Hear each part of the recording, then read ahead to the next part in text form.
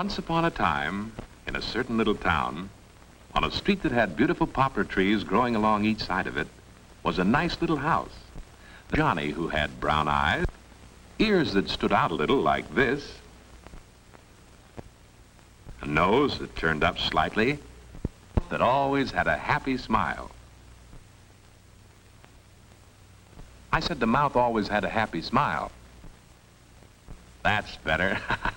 Now, as well as having a head, of course, arms and legs and a body, just like other little boys. And when they were all put together, Johnny looked like this. Well, now that you know what Johnny looks like, I know you want to hear about a very peculiar thing that happened to him one day. The sun was peeping in his window and was getting ready to wake him up. But look at that sun. He looks a bit disgusted at what he sees in Johnny's room. And no wonder. We didn't want to tell you this, but Johnny's a terribly untidy little boy. Did you ever see such an untidy room? His mother had asked him so many times to hang up his clothes and put away his toys. And like all little boys, he had a good self who told him the right things to do. And he knew he should hang up his pajamas.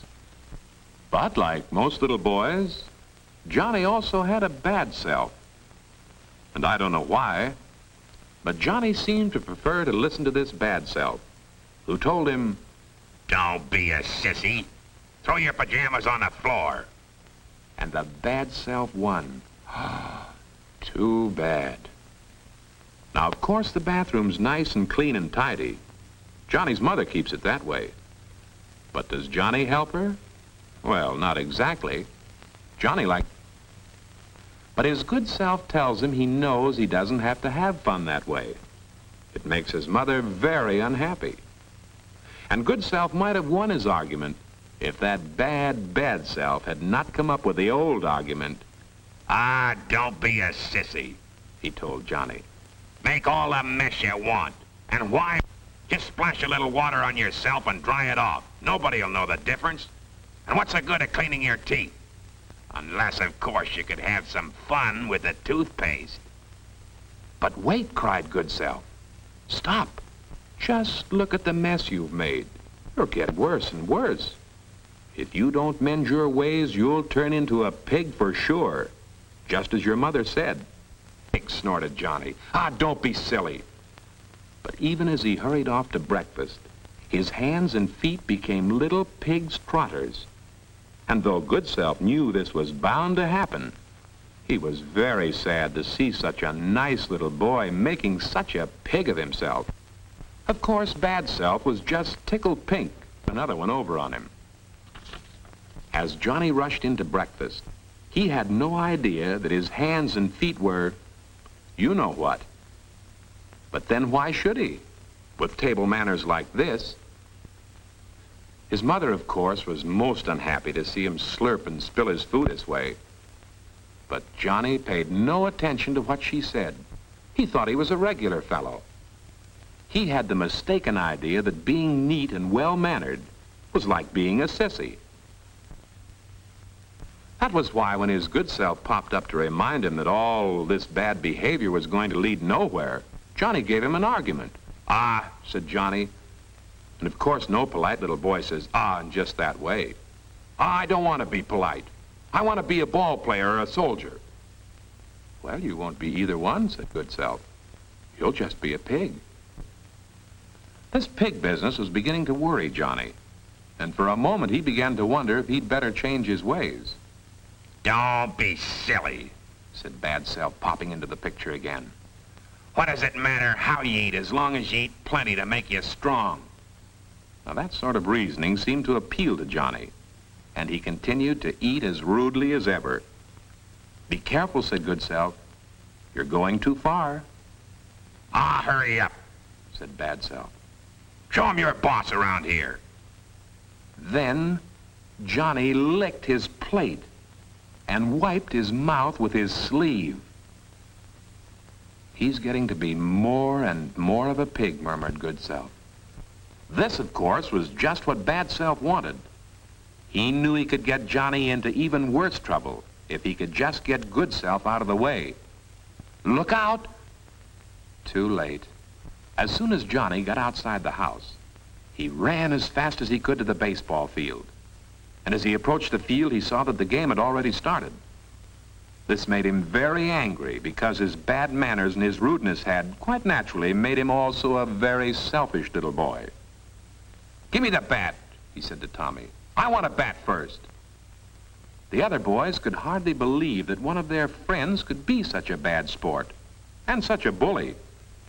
"Don't be a pig," they called. "See, even your friends think you're a pig," said Good Self. "And no wonder. Snatching the bat away from little Tommy is the most terrible thing you've done yet." "Ah, why not take the bat?" shouted Bad Self. "You're bigger than he is, aren't you?" "Right," said Johnny the pig. "Let's get on with the game." But the tale doesn't end here. "Play ball!" shouted Johnny. Mickey threw a fast one. Wham! And the ball sailed through the air. As Johnny ran, touched first base, and rushed on, the ball was thrown into Billy, who caught it on second base. "You're out!" shouted Billy. And Johnny was out by a mile. But Johnny didn't like that. He didn't want to be out. "I'm not out! I'm not out!" he screamed at Billy. Poor Billy just blinked. Anybody could see that Johnny was out by a mile. Billy started to explain it, but he just got pushed around for his trouble. Well, that was more than the other boys could stand. They were all good sports, and like all regular fellows, they couldn't stand a bully or someone who wanted his own way all the time. They told Johnny he was a big bully. "You're nothing but a pig," they said. Naturally, they wouldn't have anything more to do with him. "Would you?" "Humph," said Johnny. "They all say I'm a pig. They're crazy." That's what Johnny said. But do you think they were crazy? Bad Self laughed and laughed as he saw what he'd done to Johnny. Good Self decided it was time to do something about it. As for Johnny, he began to feel pretty unhappy. All his friends had left him, and he had that empty feeling that everyone gets when they've been terribly selfish. There was nothing for him to do but go home. On his way, he passed a farmyard where there were some little pigs. He couldn't stand the sight of them. He hurried on his way. He had no idea, of course, the pigs were following him until, "Oink, oink," they said right behind him. "Shoo, shoo," said Johnny to the pigs. Go on home." But the little pigs just stood there and smiled at him. They thought this was fun. They'd never seen a pig with clothes on. Johnny was pretty worried by this time, so he started to run. The pigs ran right behind him. So he ran faster. And the faster Johnny ran, the faster the pigs ran. So Johnny ran still faster. He'd never run so fast before. Puffing and blowing, he arrived at last at his home, swung in the gate, and slammed it shut. Only then did he feel safe from those terrifying little pigs. In the garden, he found his little dog Rover, lying asleep under a bush, waiting for him. Johnny smiled again. Let his friends call him a pig. Let them walk away from him. Rover was a true friend. Rover wouldn't let him down. "Hi, Rover," he called. The dog awakened as soon as he heard that familiar sound. "Oh, boy," said Rover to himself. "Johnny's here to play with me." And off he ran to greet his little master. "Whoa," said Rover. "What is that funny-looking thing that sounds like Johnny?" Rover decided he didn't know. But whatever it was, he didn't like it. He ran like a flash with howls of dismay, sped like a rocket toward the bushes, and disappeared. Cautiously, he peeped out and blinked. Johnny tried hard to stop a tear from rolling down his cheek. This was the hardest blow of all. Little Rover, whom he'd raised from a pup, with whom he'd romped and played for years, had deserted him. He could stand everything else, but this was too much. He would have to find his mother. Would she run away from him? He'd been very rude and very disobedient. Yes, he'd better see his mother. On the way through the hall, Johnny passed the mirror. Huh? Who was that? Who was that funny-looking creature? He looked at it this way. He looked at it that way. And he looked at it the other way. "Oh, it's me, Sovereign Catfish! Ma! Ma!" he yelled. Now he really had to find his mother quickly. "Oh, Mother, Mother," he said, "I've turned into a pig. No one will have anything to do with me, not even Rover. Oh, Mother, I've turned into a pig." "Well, of course you have," said his mother. "You've turned into a pig because you preferred to act like one." "I didn't want to be a pig," said Johnny. I just don't want to be a sissy." "So that's it," his mother said. "You're afraid of being a sissy. Well, just let me show you something." And she turned on the movie projector. "Do you know who those men are?" asked Johnny's mother. "Sure, they're West Point cadets," answered Johnny. "That's right. And see how smartly they march. Notice how clean and well-kept their uniforms are. Do you think they're sissies?" "Well, no," Johnny agreed they couldn't be sissies. Then said his mother, "If the future generals of the United States can keep clean, you should too." Johnny thought about that and agreed it was probably so. But he added, "If I had a uniform like that and were a West Point cadet, I would naturally keep myself clean." "Mm-mm," said his mother. "Things like that just don't happen. These young men earned the right to be cadets by being clean and well-mannered first. You can't change from being dirty and bad-mannered into being clean and well-mannered all of a sudden." "You can't?" And Johnny seemed worried. "Well," said his mother, "if you made up your mind to try very hard, perhaps you could." In the academy and the barracks rooms where they live, the cadets study hard and practice being orderly, clean, and tidy. These young men know that without good manners, they will never be good officers. And it's the same thing at Annapolis, where Uncle Sam trains his naval officers. Nobody leans on the table or slurps his food here.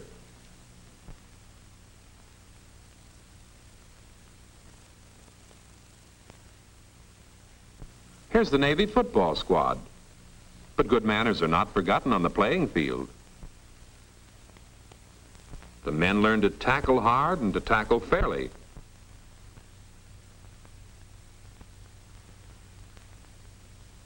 And how to kick, and how to develop their muscles. But they also learn that while it is important to win, it doesn't matter if they lose as long as they've played their best and can lose with a smile. Watch this man score, and remember that good sportsmanship is something that everyone admires, and good sportsmanship is acting to others the way you would like them to act to you. So remember, Johnny, if you want to play ball like this and get a cheer like this,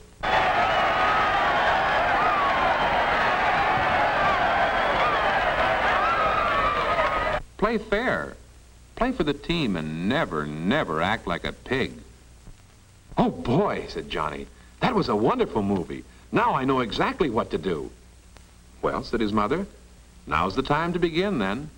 Because once you've made up your mind to do something, you must act immediately."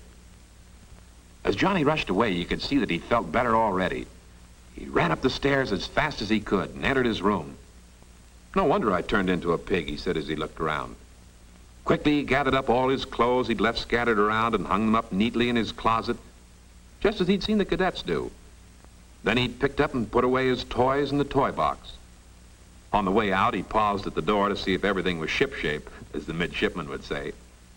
And as he looked around the clean and tidy room, he felt happier than he'd ever felt before. Suddenly, he noticed that his pig's trotters were once more his own hands and feet. "Oh, boy," he exclaimed, "I'm turning into a little boy again." And he was so encouraged that he hurried even faster to get on with the job. In the bathroom, he hung up each towel in its place, put everything back where it belonged, and yes, sir, he even put the cap back on the toothpaste. "Yes, sir," said Johnny. "I must admit that certainly is an improvement." So he thought it was time to see if he showed any improvement. And sure enough, he could see a lot of changes for the better. Now, nothing could stop him. A fella couldn't become a cadet or a midshipman all of a sudden. He wondered why he hadn't realized that before. At lunchtime, Johnny sat up straight at the table as he'd been taught to do, arranged his napkin properly, and instead of reaching for the food, asked his mother to pass it for him. This time there was no slurping or spilling or splashing of food. Johnny was eating like a little gentleman, and proud of the fact that he knew how to do so. "Johnny," said Good Self, popping up again, "you look more and more like yourself." Johnny grinned as he wiped his mouth with a napkin. "Just remember," continued Good Self, "that any drip can be a pig. It takes a smart guy not to be one." "Roger," said Johnny. And what do you know?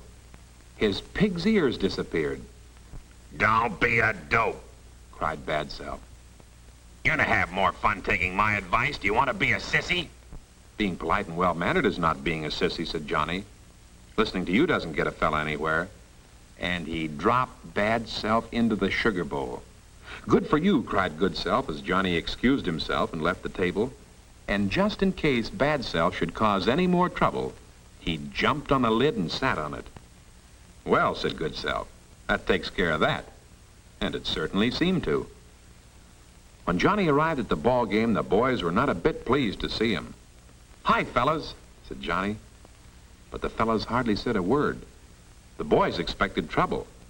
But Johnny went over to little Tommy and said, "Here, use my new bat." Then he went over to Jimmy and said, "Here, try my new mitt." "Well, what do you make of it?" Ted asked Bobby. "I don't know," answered Bobby. "But if he wants to play fair, we'll let him play." As the game got going, the boys were more than glad to have Johnny playing with them. He was always on the job, and he played for the team. But when it came Johnny's turn at bat, a shiver of excitement ran through all the boys. So far, Johnny'd been a good sport. How would he act now? The ball came sailing fast and straight toward the plate. Bam! Johnny socked it with all his might, and the ball went winging way, way, way over the field. It looked like a home run for sure.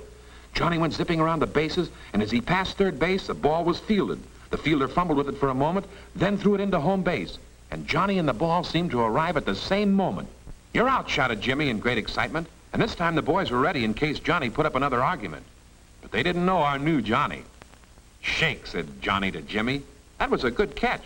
I thought I was safe, but I was too busy running to see. If you say I'm out, I'm out." That's the kind of sportsmanship the boys like to see. And they were so happy to see Johnny a good sport again, they cheered him all around the field. And because he was, they then and there elected him captain of the team. Well, of course, there was no pig left in Johnny, so his snout disappeared, too. "Hooray for our side," said Good Self. "I knew you'd do it." Then Johnny home as fast as he could go, leaped over the garden fence and found Rover waiting for him.